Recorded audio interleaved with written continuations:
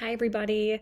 It's Miss Grant. If you don't know who I am a counselor down in student services, and we put together a video for you guys today just because it is Mental Health Awareness Month. And we sort of wanted to piggyback off the last time we did a homeroom lesson.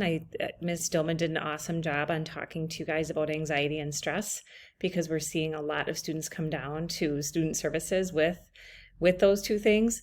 And we just want to continue the talk about mental health awareness because, boy, people are struggling right now, and we want to make sure that you guys have the support that you need.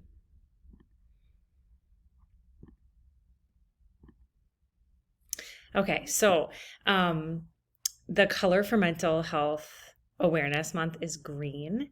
And just wanted you to be aware of that. So if you're watching TV and you see buildings lit up green, or you see bridges or buildings lit up, that is why. So people did not forget to change out their St. Patrick's Day lights. It is actually a legit thing, and they're actually recognizing and I guess trying to fight the stigma of mental health in the community. So what I want to start out with here are just some facts, some percentages. Mental Health America is a great organization that provides some really great statistics to let us know sort of where things are at nationwide in terms of mental health. So these facts are from 2022. And one thing that they do share is that 46% of Americans will meet the criteria for a diagnosable mental health condition at some time in their life based on sort of the numbers over the last few years. So when we look at that in relation to like the population at PHS, we have just under 1,100 students here. So roughly 480 PHS students would sort of qualify for that 46%. And I think that's fascinating. I remember sitting in a psych class when I was in high school, and my teacher saying, at the time, I think it was like 1 in 4. So he had us count off by fours and say, okay, you guys, some of you will struggle with mental health. This is how many based on this class alone. And, it's certainly in working in the mental health field the last 21 years, I definitely have seen it increase. And we just want to make sure you have the tools to be able to get through it. A couple other fast facts, 21% of all U.S. adults live with a mental health condition. And I just want to point out that those are the people who go in and get help, right? Because we can't record the percentage if the person never went in and reported that they had mental health issues. So there's a lot of people still who go undiagnosed. And my guess is that number is higher than what the percentage actually is if everyone truly went in. But as of right now, those are our numbers. And then just that females are more affected than males. So 25.8% of adult females, and then males is 15.8%. And again, I wonder if females are more willing to go in than males, or if it truly just is, sort of our chemistry, and that women are affected, or girls are affected differently than males. So just something to kind of think about. So when students were freshmen, and students are freshmen, we go into the FIAD classes, and we talk through mental health versus mental illness and do sort of a presentation on that. Now, for seniors, it's been a while since you guys have seen that. So we just want to go over the mental wellness continuum with everyone, just to remind you to sort of check in and be aware of where you're at with your mental well-being, okay? So this is something that I use with students just so we can kind of see where they're at when they come in, okay? So on the left-hand side, this is where we want to be. This is where we feel really good. When we're thriving and in the green, things are going pretty well in our life. We're sleeping well, we're socializing, we have normal mood fluctuations. If someone says something jokingly to us, we're not taking it super personally. If they're a good friend of ours, we're just like, oh, that's just so-and-so, instead of like taking it really personally and taking it like to heart. So that's where we want to be. And then surviving is sometimes when something happens that's more situational. So you do bad on a test that you expected to do good on. You maybe had a fight with a friend or a boyfriend or girlfriend, and it really throws you for a loop. Okay.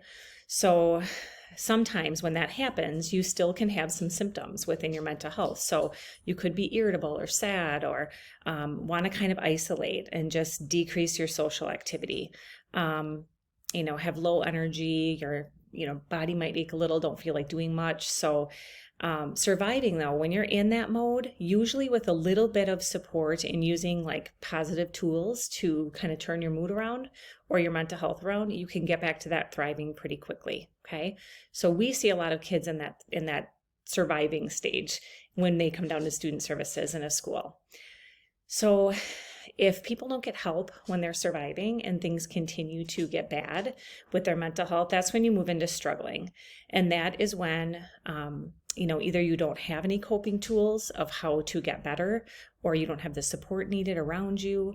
And so like all of those symptoms tend to get worse. So anger, anxiety, pervasive sadness, like what is my purpose? Why am I here? Why am I even doing this? You see grades drop. You sometimes start to see body aches. So when that happens, then you want to probably get some more professional help. So that's when we as school counselors would recommend maybe you want to go talk to your doctor, or maybe you want to think about outside counseling, like someone that can see you more regularly. So just know that that's kind of that orange is kind of that, oh, that's my dog, just so you guys know what that noise was. And then in crisis is, again, if you don't get help when you're struggling, sometimes that's when you get into that crisis mode. And that's when you start to have like suicidal thoughts, suicidal ideation, falling asleep all the time, just really extreme, like you cannot function like you should be, like at your age. Or just in general, people notice a big difference in you. That's when sometimes we need to get someone like to the crisis center or get immediate help. Okay. So just know that we are kind of all swinging on this continuum. Whether you're an adult or a teenager, we all kind of experience things that are really hard. And when our tools that we have are stronger and we're used to using them, like our positive, like coping tools, then we can typically bounce back. But sometimes, it's more the chemistry of us and, kind of, we have to look at like our family history with mental illness and mental health. So I don't want to say that, you use all these coping tools and everything's going to be perfect, because if they're not, if you're using them and you're still not feeling well, that's when we definitely want to go in and see someone for more help. Okay. Positive coping. I was just talking about this. This is kind of like that baseline that you want to use when things don't go well. So these are the things you should be doing that research has shown again and again that are going to help you when things feel a little out of control or a little off. So eating well, okay? Monsters and fake sugar and Mountain Dew and a lot of carbs with no nutritional value, like that stuff just, it's not going to help anything. It's not going to make you feel any better. Getting enough sleep. Sleep is huge. We talk to students about this all the time. Moving your body every day doesn't have to be running a marathon. It can literally be taking a walk. It can be getting outside. It can be working outside. Being social or sociable. Connection is one of those things that absolutely research has shown again and again that can help with, and that's why there's can help with mental health. And that's why there's groups sometimes, like in the community, if you're struggling with something, you can join a group with other people who struggle. There's a reason for that, like science-backed research that people need people. They absolutely do. Learning how to manage your stress. So that's what we are here for. So if you come down to see us, we can help you with that. Avoiding alcohol, smoking, drugs, that's a temporary fix. We'll talk about that more in a minute. And then giving back, honestly, like when things are really bad, sometimes just getting your mind off it and being able to help someone else is like the greatest thing. It puts things in perspective. Like it could be worse, or, that just really felt good to do something for someone when they least expected it. And then the biggest thing is just being willing to ask for help. And negative coping, we know what these are. This is not rocket science, right? The vaping that is so popular right now, like lots of nicotine, drugs, alcohol, weed.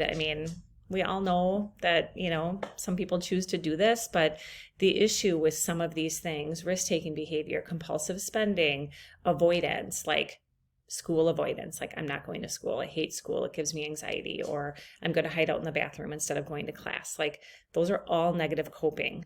And the thing about these is, and we say this when we talk to our freshmen, the thing about negative coping is that like it works. And so that's why people do it. If it didn't work, people wouldn't do these things, right?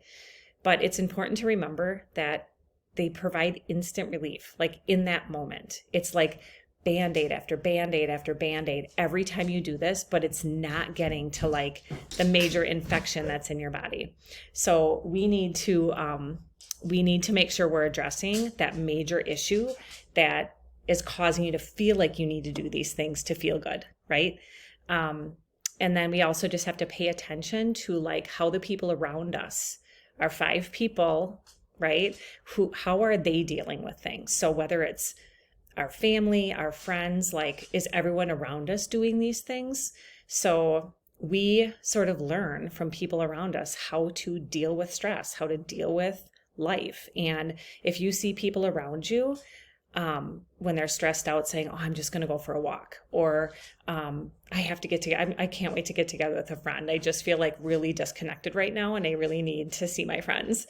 That is so much more healthy than, oh, I can't wait to just, totally get hammered this weekend. I mean, there's just a huge difference, because when you wake up the next day, are you going to feel better or are you going to feel worse? Right? So, again, we want you guys to make sure you're using the positive things.